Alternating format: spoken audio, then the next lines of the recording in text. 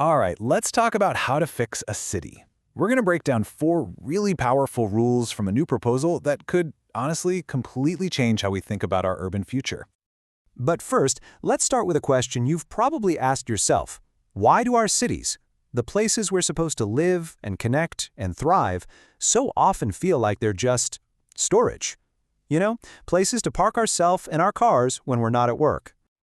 There's actually a perfect name for this, the dormitory suburb. Think about it. It's a place designed for sleeping and parking, but not much else. There's no real community hub, no local shops you can walk to, no actual life happening right outside your door. And that's the core problem this whole new system is trying to fix. So, how in the world did we get here? Well, for decades, city planning has been completely bogged down in these endless, subjective arguments about a neighborhood's character. It's a system based on opinions and personal taste, which, as you can imagine, leads to a ton of friction and not a lot of progress. But what if we could replace all that subjective back and forth with a logical, rules-based framework? That's the big idea here. This proposal introduces what it calls an urban operating system, a shift away from opinion and towards clear, objective standards. Okay, so how does this operating system actually work? It all starts with the first of 4 big rules, the idea of building an urban dam. This is where things get really clear. The system creates 2 totally distinct zones. First, you have the Urbanization Promoting Area, or UPA. Think of this as the reservoir, where all new growth is focused and where things like pipes and roads are guaranteed. And then you have the Urbanization Control Area, the UCA. This is the dam, and its job is simple, to completely prohibit sprawl. It's black and white. And what you get is a hard, clear line in the sand between the city and the countryside. This is huge because it protects our rural land from being slowly eaten away by sprawl. It forces the city to grow smarter, not just wider. All right, let's move on to the second rule, which builds right on top of that.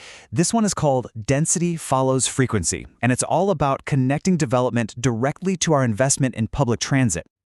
The rule is simple, and it's not up for debate. If you are building near a rapid transit station, the code mandates a minimum of 6 stories. The thinking here is to stop wasting these massive public investments on low-density buildings that don't support the transit system. And what about the rest of the city? Well, the rule just scales down. Along frequent bus routes, the mandate is a minimum of 3 stories.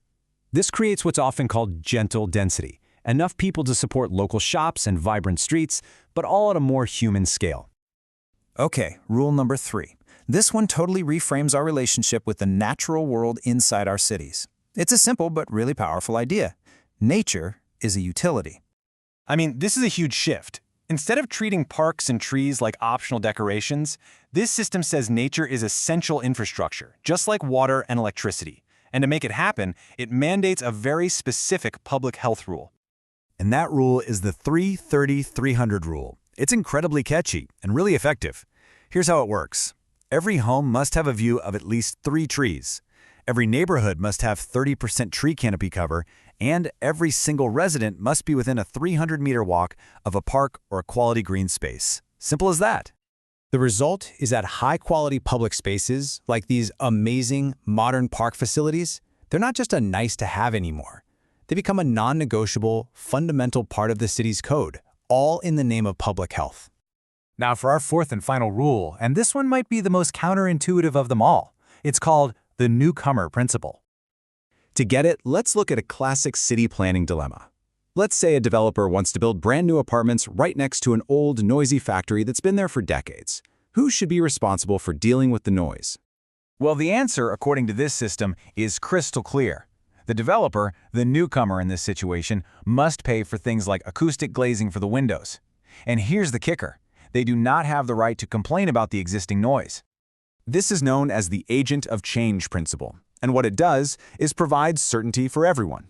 It protects a city's vital economic engines, like factories and music venues, letting them do their thing, while also making sure that new residents get the peace and quiet they paid for. It basically solves the conflict before it can even start. So, when you put all these rules together, what's the ultimate goal? It's really to stop thinking about cities as just collections of buildings and to start seeing them as what they are, ecosystems.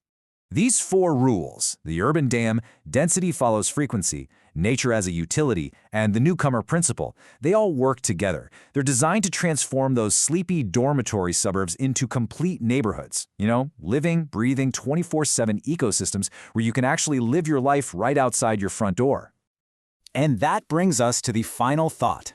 This whole explainer has laid out a blueprint for a city that runs on a logical, objective operating system. So it kind of makes you wonder, right? If you were writing the code for your city, what would be the very first rule you'd write?